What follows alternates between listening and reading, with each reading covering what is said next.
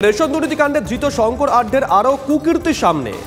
বনগাঁর দিঘির পাড়ে অন্যের বাড়ি কেড়ে শঙ্কর তৃণমূলের পার্টি অফিস বানিয়েছেন বলে অভিযোগ করা হয়েছে। তবে এখানেই শেষ নয়, বনগাঁর প্রাক্তন পুরপ্রধানের বিরুদ্ধে বিরোধীদের অভিযোগ দোকান দখল করা হয়েছে। স্থানীয় সূত্রে খবর, বনগাঁ পুরসভার চেয়ারম্যান হওয়ার পর শঙ্করের সঙ্গে এক সোনার দোকানের মালিকের গন্ডগোল বাধে।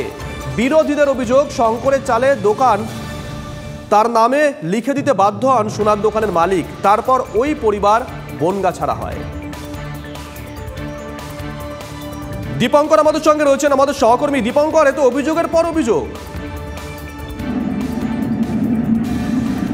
দেখো, শঙ্কর আড্ডা গোটা এক দশক ধরে কিন্তু রাত চালিয়েছে বনগাঁ পৌর এলাকাতে। আবার তারই যখন উনি পৌরপ্রধান হন তখন থেকেই এই প্রসঙ্গ উঠে আসে। স্মৃতি জুয়েলার্স দোকানটার নাম, দোকানটা এখন বন্ধ হয়ে গেছে, অন্য নামে এখন দোকানটা চলে।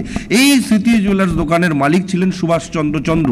এই সুভাষচন্দ্র চন্দ্রর কাছে তিনি কিছু টাকা দেন এবং হঠাৎ করে সেই টাকা যখন ফেরত চান তখনই কিন্তু গন্ডগোল বাঁধে এবং বচসা বাঁধে। এবং সেই টাকাটা এগেনস্টে, সেটা খুব মিনিমাম টাকা, সেই টাকার বিনিময়ে ওই ব্যক্তিকে তার পরিবার সহ এক রাত্রিরে সন্ধ্যাবেলা বলা হয় আপনি বাড়ি এবং দোকান লিখে দিন।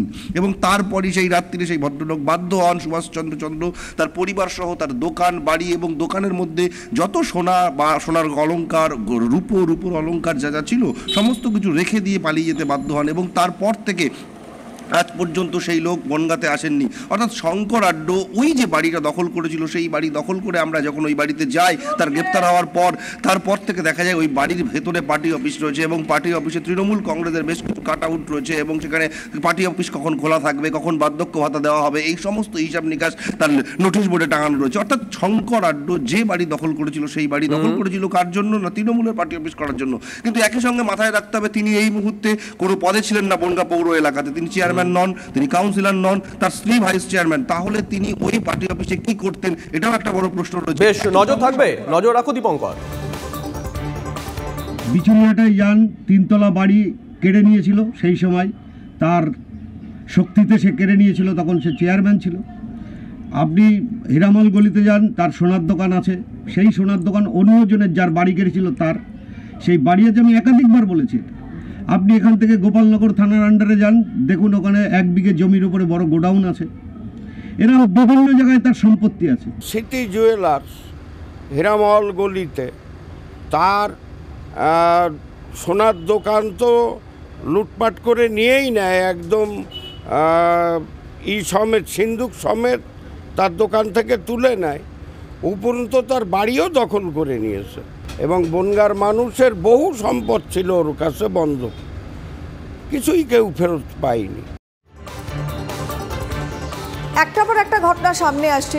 ইডির আধিকারিকদের উপরে যেভাবে শেখ শাহজাহানের বাহিনী হামলা চালিয়েছে, তারপর শঙ্কর আড্ডা ইডির জালে যাওয়ার পরে তারও তথ্য সামনে আসছে। জ্যোতিপ্রিয় মল্লিকও কবজায় রয়েছেন।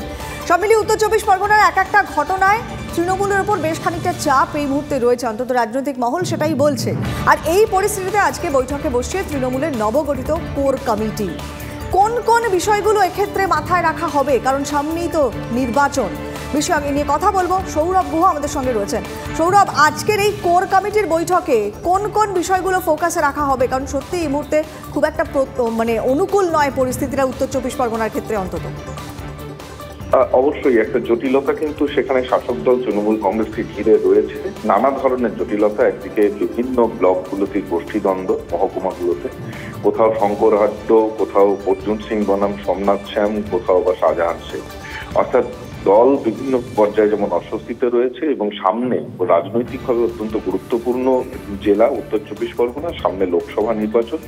সম্প্রতি সমস্ত গোষ্ঠীগুলির মধ্যে ভারসাম্য বজায় রাখতে মমতা বন্দ্যোপাধ্যায় একটা কোর কমিটি তৈরি করে দিয়েছেন। সেই কোর কমিটির চেয়ারম্যান হলেন বর্ষিয়ান নেতা নির্মল ঘোষ। আজকে বেলা 2টোর সময় মধ্যমগ্রামে সেই কোর কমিটি বসবে।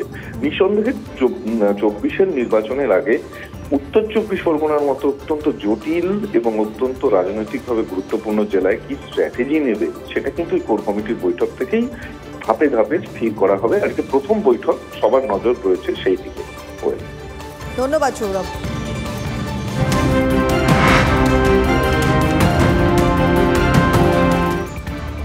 এদিকে দুদিনের সফরে আজ দক্ষিণ 24 পরগনায় মুখ্যমন্ত্রী মমতা বন্দ্যোপাধ্যায়। সফরে কর্মসূচিতে সাগর মেলার প্রস্তুতি খতিয়ে দেখা রয়েছে। জয়নগরে মানুষের হাতে বিভিন্ন পরিষেবা প্রদানের কর্মসূচিও রয়েছে। আর কি কি রয়েছে কর্মসূচি, দীক্ষা ভুঁইয়া আমাদের সঙ্গে টেলিফোনে রয়েছেন, আমাদের সহকর্মী দীক্ষা। দেখো, মুখ্যমন্ত্রী কলকাতায় একটি অনুষ্ঠানের পরেই গঙ্গাসাগরে আসবেন, অর্থাৎ গঙ্গাসাগর যেখানে পাশে হেলিপ্যাড আছে সেখানে তিনি নামবেন। সেখান থেকে বেশ কয়েকটি প্রকল্প উদ্বোধনের কথা রয়েছে মুখ্যমন্ত্রীর। তারপরে তিনি যাবেন সেখান থেকে ভারত সেবাশ্রম সঙ্গে, যেটা বরাবর তিনি দিয়ে থাকেন। তারপরে কপিলমুনির আশ্রমে তিনি পুজো দিতে যান এবং গঙ্গাসাগরের পুরো প্রস্তুতি কি রয়েছে তা খতিয়ে দেখবেন তিনি আজকে পরিদর্শন করবেন। সাধারণত এটা অনেক আগেই হয়ে থাকে, কিন্তু এবারে বিশেষ কারণের জন্য মুখ্যমন্ত্রীর সময় পরিবর্তিত হয়েছে।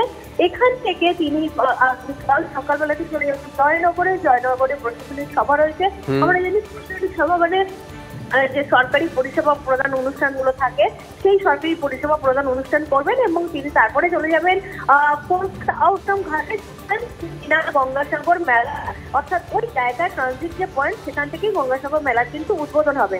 আজকে মূলত মুখ্যমন্ত্রী আসবেন যে পুরো মেলা এবছরে কিন্তু কোথাও কুম্ভ নেই, আগামী বছর অর্থাৎ 2025-এ কিন্তু কুম্ভ মেলা রয়েছে। ফলে এবছরে কিন্তু গঙ্গাসাগরে প্রচুর জনসমাগম অলরেডি শুরু হয়ে গিয়েছে এবং যখন পূর্ণ স্নান যে সময় রয়েছে সেই সময় আরো লোক হবে, সেটাই গতকাল বেশ নজর থাকবে দীক্ষা, নজর রাখো।